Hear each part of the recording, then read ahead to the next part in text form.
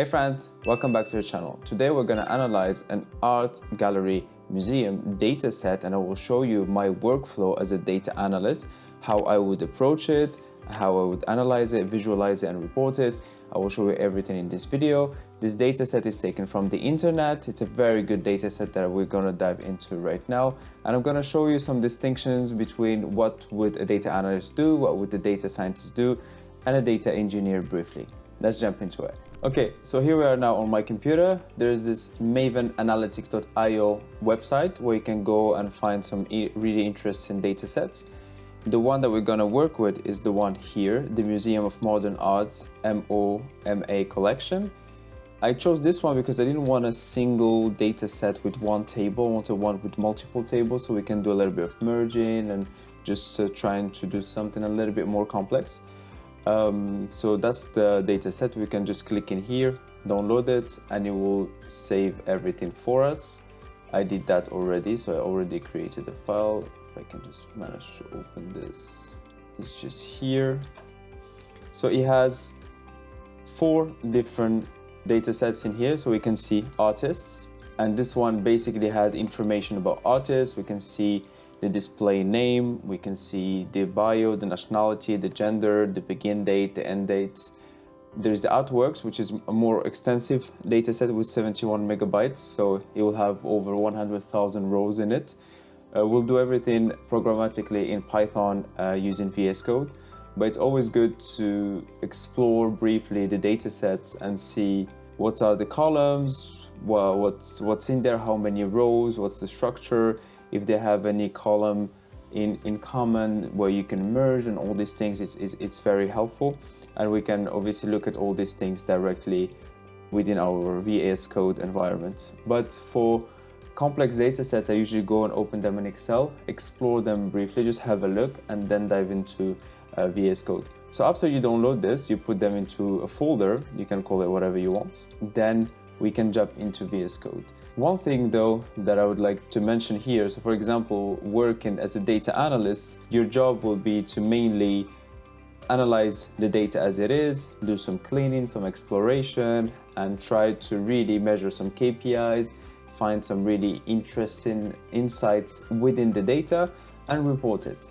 Whilst a data scientist can take it a little bit further, make some predictions, do more deeper statistics into it, and even do some machine learning models that can go into production for machine learning engineers. Whilst data engineers will most likely focus on automations, bringing this data to life, giving it to you, a data analyst, so they can do your work and analyze properly.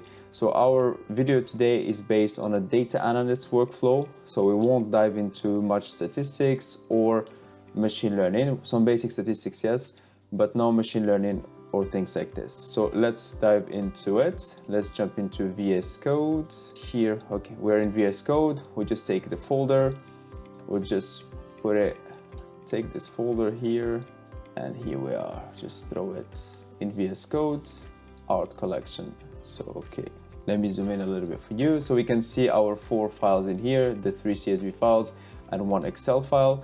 So a few things before we start, we can have a quick look on VS Code. So VS Code is a programming environment, an IDE, very famous. There are others like Cursor AI as well that are really good.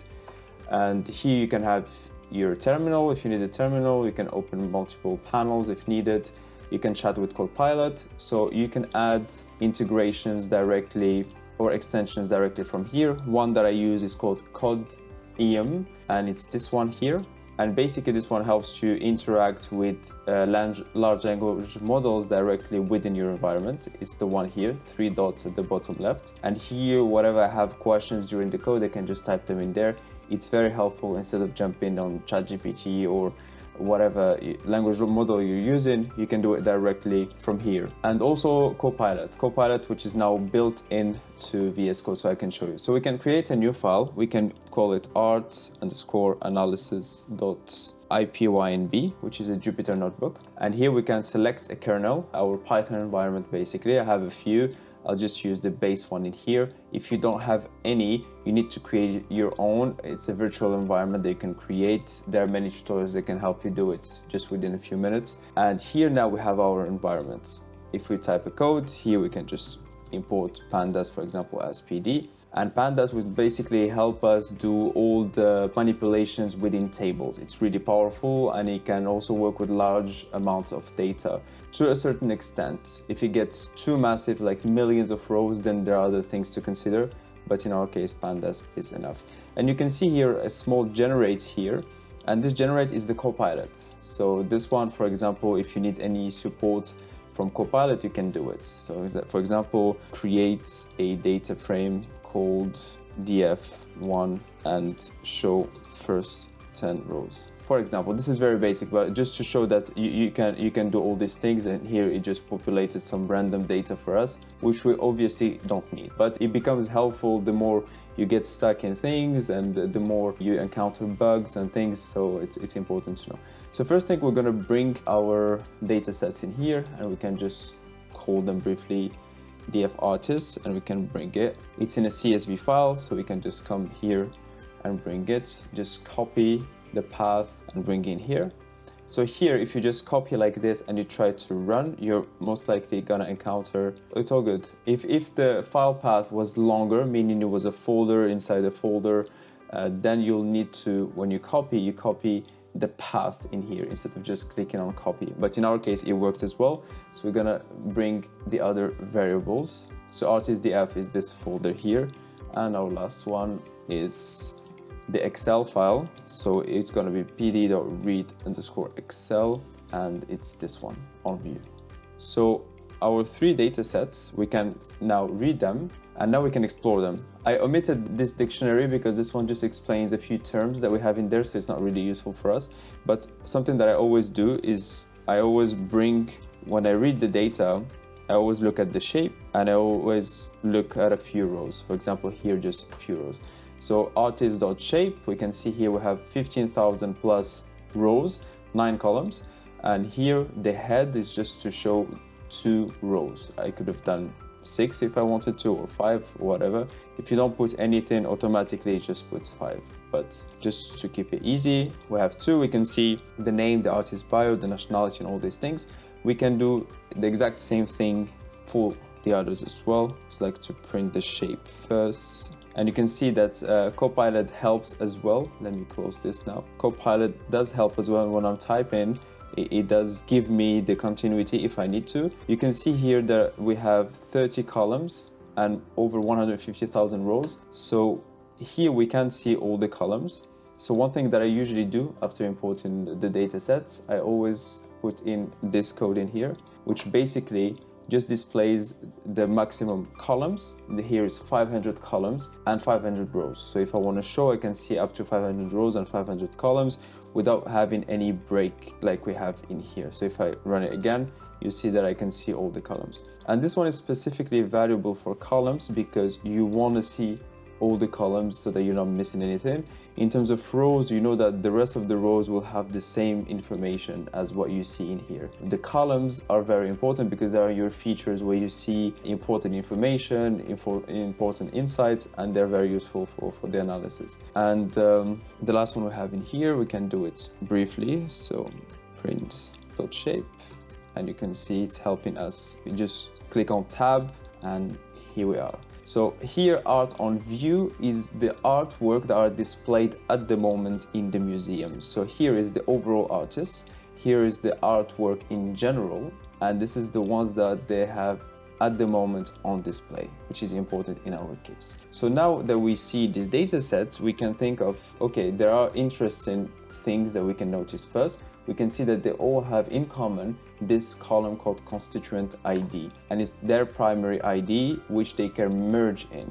So for example, now, if I wanted to merge the artist dataset and the artwork dataset, I can do it via this constituent ID because they both have the same ID, so they can merge on top of each other. So for example, if I wanted to know this Robert Arneson, if this Robert had some sort of accession number or some classification, because here, for example, I don't see any classification and I wanted to know if it was architecture or design or something else. So it's complementary information that we can only get by merging tables. And that's why I chose this data set, is because I wanted to see and show you that usually data analysis is not just one data set, it's a few. This one is quite clean, others you'll find very messy, you have to structure things a lot, but usually in my work, I work a lot with multiple data sets that I have to link together and try to think of the logic of the workflow so that I can analyze things properly. So now we can merge the data set. So that's the next step we can do. One thing that I always do as well is that I convert the IDs into string. And why is that the case? Because sometimes the IDs are numerical, so they could be integers or floats. And when you merge them, let's say an int and a string, let's say this one, it considered the ID as a string and this one considered the ID as an int. You'll find that they won't merge properly. So what I do, usually always before merging, I always turn the IDs into string. So that's the purpose of here. So you can see from each and every data set, we went to the column constituent ID and we did as type string. We're changing it as type string. It's very easy, but it's very helpful before doing any merges. And then we can look and start merging. So to merge, in our case, we're gonna merge the first data set, artwork ID and artist ID. So here we created a data frame called merged_df. And in this one, we're gonna merge artworks and artists. And here we do the left merge. So the left merge means, in our case, the left data frame, which is the artworks_df, will take all the IDs from that one and the corresponding ones from artist_df that are similar to the ones from artworks. So if we just run it, I can just go in here. It's better to also always showcase the shape and a few rows. And here what we can see already is that we have 157,000 rows, which was the same as when we had artworks. And just to show you that the how is very important, if I did right merge, which means we're gonna merge on the IDs from artists, then you're gonna see that the numbers will drop because we're using a different data frame as our source for merging. And if I did the inner, then we might have again a different number of rows, as you can see. If I do outer, which means we're gonna show all the IDs for everything, even those that are not synchronized with each other, you're gonna see that we have even more. So it's important to choose the right join, in our case here, or the merge, so that the analysis are not biased by false results. So here we merged the first one. So we had 3 data sets. We merged now the artworks and the artists and the artworks. We can also merge with the art on view as well, because we also have the constituent ID in this case. So we can do it as well. We can create a new one where we can merge that one as well. So we can just bring it like this. And this one we'll call it just merged on view df. And we're gonna merge with this previous data frame that we already used, that is already merging artists and artworks df, and the art on view data frame as well, also on constituent ID, because all of them have this. Sometimes you won't find that they have the same name of the ID column, so you need to make sure that you have the proper one. And here we're just gonna do the same and just show them. And Copilot is helping us with this one. And we can see now that we have 44 columns because we had 38 in the merged data frame, plus the 7 columns that we have in the art on view data frame. So now we have all this. Now we can start thinking, okay, what can we showcase? What can we analyze? Now we have the data, it's all here, it's all merged, everything looks good. What can we do? One thing first that we can also add is simply converting the date time columns into datetime. In a data set, you might get some columns that are supposed to be datetime, but they weren't properly read by the system in here. And it's always good to just go and turn them into datetime so that afterwards, when you want to do some, for example, some filtering, you want to just show the data after 2000. And you need a datetime column to do so. And you need the code to identify that that specific column is datetime. So that's something that can help. I also do that usually at the beginning with here. So I turn the IDs into strings so that when they merge properly. And I also turn all the columns that are dates into datetime as well. So we could have added that one at the top. So we continue. Now we can start looking a little bit on, okay, we're just interested here into looking at what are the genders that we have mostly, or what are the nationalities that we have mostly. So we can start looking bit by bits. And a good way to do things is just maybe just to have a quick look per column. You can just go in here, you can pick a column and you can do, okay, we want to look at the values count, and you can see here American, German, British, those are empty, and so on and so on. And here we should be able to see the number of iterations. So the values show a little bit in a strange way, but here's what we have. We can also look at, for example, the artists that appeared more than others, and we can just take in here, and you can see that Ludwig Mies van der Rohe appears 15,000 times. And the second one is Eugene Atget, and so on and so on. So this is a way of exploring what's in the dataset. We can also have a look at what are the classification, for example. I like to use the value count a lot because it gives a quick insight of the number of appearances of a specific category in the dataset. And it's really helpful. The department, so you can, for example, if you look at the data, you don't know that photograph classification had the most appearances, but now you know. And if you wanted to compare it to others, you know that there's not much of a necessity to compare it to performers or textile, because here the sample is 34,000 and here is just 30. So it's also considering the sampling and all these things, which are very important. So for now, we can just keep it as like this. We don't want this to take much space. Okay, and now we can start diving a little bit into things, what we want to look at, what we want to analyze. And we can start, for example, by just looking at these two. We can look at the number of artists, the unique number of artists, and we can also look at the value counts of the nationality.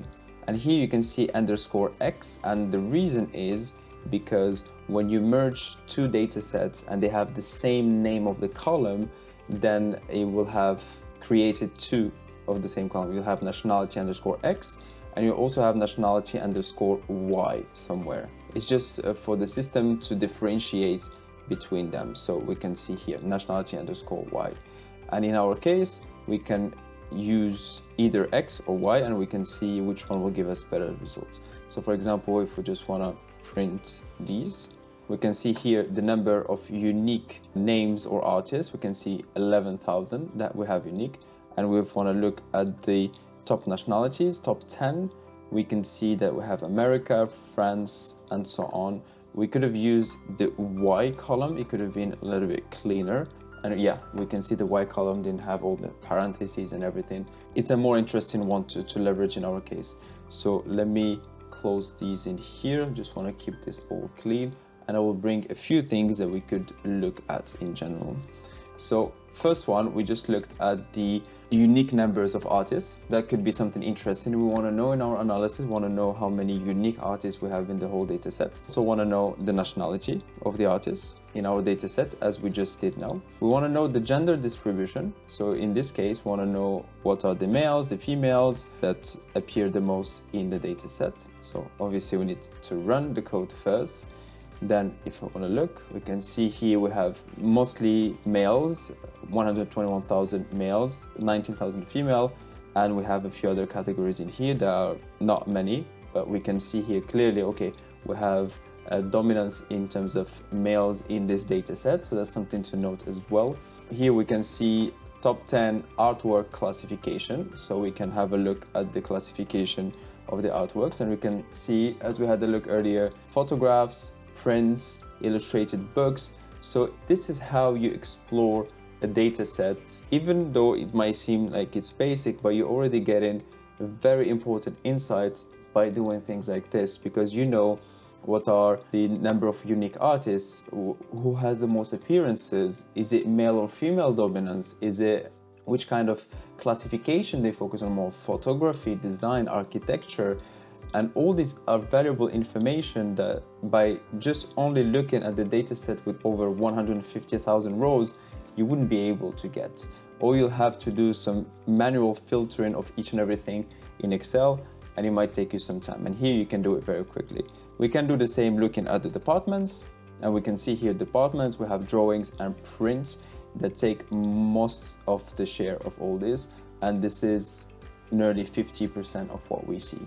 So for example here, let's say we want to use Copilot. Let me see, have a look in here. We're using merge.df, and let's use Copilot and see if it can help us do something. For example, use merge.df. We specify we want to use in, I want to get the percentage per department. Here we want to get, instead of getting the count, we want to get the percentage, for example, and we can ask Copilot to help us with it. He can help you with anything as long as you stay specific with it. He can help you. And here you can see that now, instead of having just the count, we have a percentage. For example, your manager wanted the percentage of photography that they have in the whole data set, and you can easily say that it's 21.32% of photography in our data set. So that's something really interesting. It's basic statistics. You can look into any statistical values that you need, and that could be very helpful and very useful. Again, here what we have next, we can see the artworks acquired by year, and we can have a quick look in here just to have a look. And you can see here that we have 9 in 29, 862 in 2024, and so on and so forth. So that's interesting to have a look into it. So if you wanted to specifically look at a certain time frame, you can do in here, we can do, for example, again, we can do in merge. Let's go to df. I'd like to see the date acquired values, count values per year after 2000. Let's have a look what we can get in here, and we can see here we used the merge.df. We just filtered by the year above 2000. We can do or equal if we wanted to include 2000 as well. And here you can see we only kept from 2000 to 2024. We can see some patterns in here. You can even look at maybe decades. Maybe you want to compare every 10 years and see what's going on. So this is very specific to your mission, to your work. And I'm just trying to help you build the intuition into how to approach things, because obviously the things here that you can do are limitless, and your imagination where you can find some interesting insights. For example, you can see a nice increase in 2005, and afterwards we didn't go below 4 digits like we were here. So maybe something here happened, some new artists, we don't know, but it's interesting to have a look. We can see again a drop for the past 4 years. Why is it the case? And we can dig into the categories, the departments, the classifications, the nationalities that are still active and involved, and it's interesting to know. We can see top artists here with the most artworks. You can see here, we can see that Ludwig, and that's what we saw earlier as well. We can see also on view, how many do we have on view, but that's something we already know, num on display. So this one is using, let me have a look here on this data set. If we look at the artworks data set again, and we have a column, we need to find it, dimension, gender, constituent ID, cataloged. We're using this column, cataloged here, and if we looked at it, or let me just verify, there's also an interesting information to get. For example, if you want to know if the artworks are cataloged or not, we can just go into cataloged, and we can clearly just do a value count, and it will give us how many. So yes, we have 100,000 cataloged and 57,000 that are not, but it doesn't answer the on view. Yeah, here it is, the column on view, and if that one is used, can have, yeah, it gives us exactly where they are. Or what we can do is look if there are any null values, because we can see here we have none, which means no, and we can just sum it. I don't know why it's jumping like this. Where is it? Yeah, it's here. So I have 156,000 that have null values, which means they aren't on view, and here we have overall 157,000. So the difference is what we have as on display as what we saw in here. So yeah, this is how we analyze basically. Let's try and visualize some of these. So I like to usually use Plotly. So Plotly is a very nice visualization library that you find in Python, and I use it because it's just nicer and more pleasant and more interactive. So let me show you here. We're gonna just visualize the top nationalities. We're using the column nationality in here, and we're just visualizing the top 10 that we have. So basically here we're just taking from what we calculated. Let me remove these from here.